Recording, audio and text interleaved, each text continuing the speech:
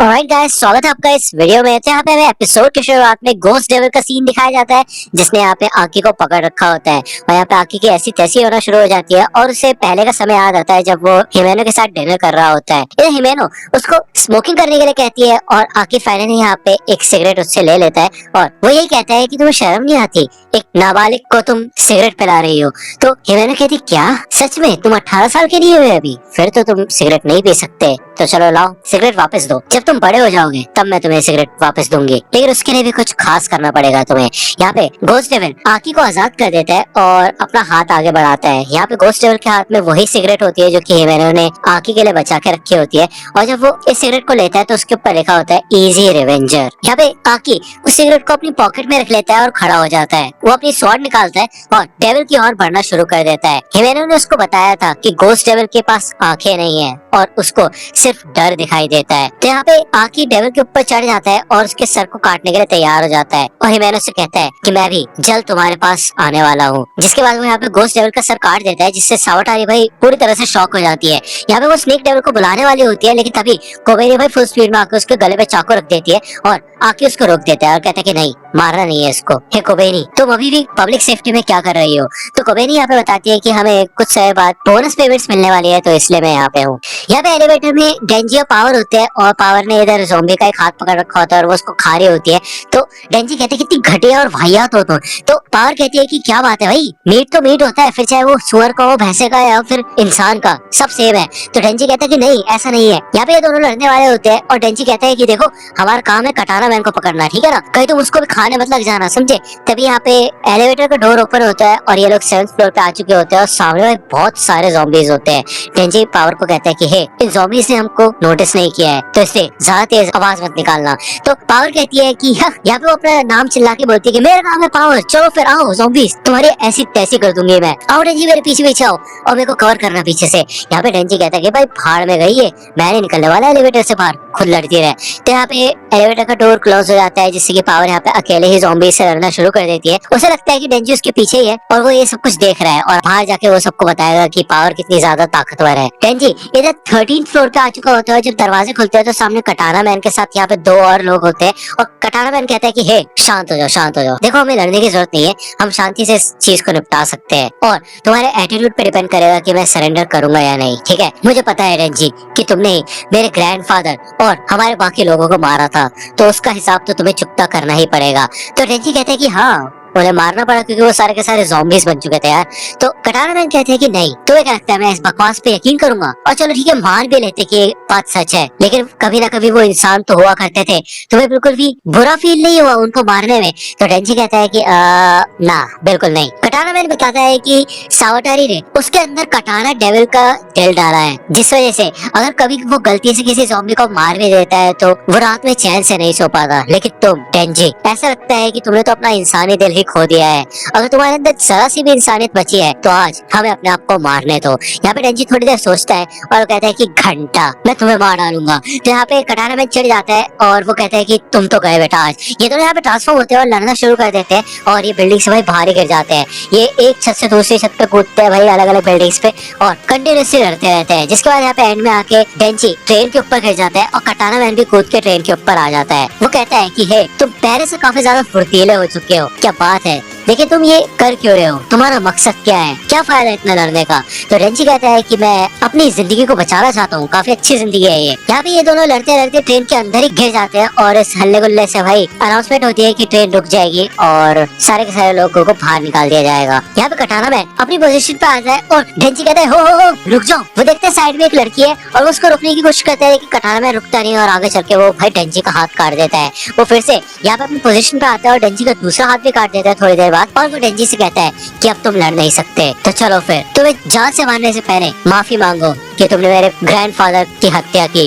तो यहाँ पे डेंजी उठ के खड़ा हो जाता है और वो कहता है कि तुम्हें दिखाई नहीं देता मेरे सर पे चेन सॉ, मैं अभी भी लड़ सकता हूँ। यहाँ पे वो कटाना मैन की ओर भागता है और ये दोनों फिर से लड़ना शुरू करते हैं। लड़ना क्या शुरू करते हैं, एक दूसरे के ऊपर एक फाइनल अटैक करते हैं और आके खड़े हो जाते हैं। कटाना मैन इधर डेंजी से कहता है कि क्या मेरे ग्रैंडफादर ने तुम्हें कभी सिखाया नहीं कि हार कब माननी चाहिए? तभी यहाँ पे डेंजी के सर का जो चेन सॉ होता है वो टूट के नीचे गिर जाता है और वो फिर से डेंजी से माफी मांगने के लिए कहता है उसके ग्रैंडफादर के लिए। डेंजी यहाँ पे यही कहता है कि मुझे पता था तुम मेरे सर पे एम करोगे और कितने बेवकूफ हो तुम। तभी यहाँ पे भी दिखाया जाता है कि कटाना मैन के बीच में से दो हिस्से हो चुके होते हैं और डेंजी इधर कटाना मैन से कहता है कि तुम्हारे ग्रैंडफादर ने तुम्हें सिखाया नहीं क्या कि एक जंगली जानवर को कभी भी एक शिकारी के ऊपर भरोसा नहीं करना चाहिए। यहाँ पे कटाना मैन नीचे गिर चुका होता है और हमें दिखाया जाता है कि डेंजी ने अपने पैरों में भी चेन सॉ बना लिया होता है। थोड़े समय बाद इधर कटाना मैन को होश आता है और वो देखता है कि उसको यहाँ पे चेन सॉ की चेन से एक ट्रेन से बांधा गया होता है। डेंजी इधर ये कहता है कि तुम बिल्कुल मेरी तरह हो, जब मैंने तुम्हारे कटानों को खींचा तो तुम फिर से एक हिस्से में आ गए। तो बेसिकली यार जब पहले डेंजी के बॉडी के दो हिस्से हो चुके थे तो शायद उसके चेन सॉ को खींचने के बाद ही वो फिर से नॉर्मल हो गया था, एक तरीके से वो जॉइंट हो गए थे जैसे कि कटाना मैन हो गया है। ठीक है ना, ये डाउट हमारा क्लियर हो गया। थैंक यू सो मच यार क्रिएटर्स। डेंजी कहता है कि पुलिस के आने तक मेरे को यहाँ पे थोड़ा इंतजार करना पड़ेगा, लेकिन मेरे को थोड़ी सी निराशा है। तुमने हिमेनो को मार डाला और अब दुनिया में एक खूबसूरत लड़की कम हो गई है। तुम्हारा क्या, तुम तो बस जेल चले जाओगे और तुम्हें कोई पछतावा भी नहीं होगा। ये तो काफी गलत है, क्यों, है ना? तो कटाना मैन यहाँ पे यही कहता है कि तुम घंटा कुछ नहीं कर सकते क्योंकि तुम सिर्फ पब्लिक सेफ्टी के कुत्ते हो। तो डेंजी कहता है अच्छा ऐसी बात है क्या, वैसे क्यों ना हम एक टूर्नामेंट रखे।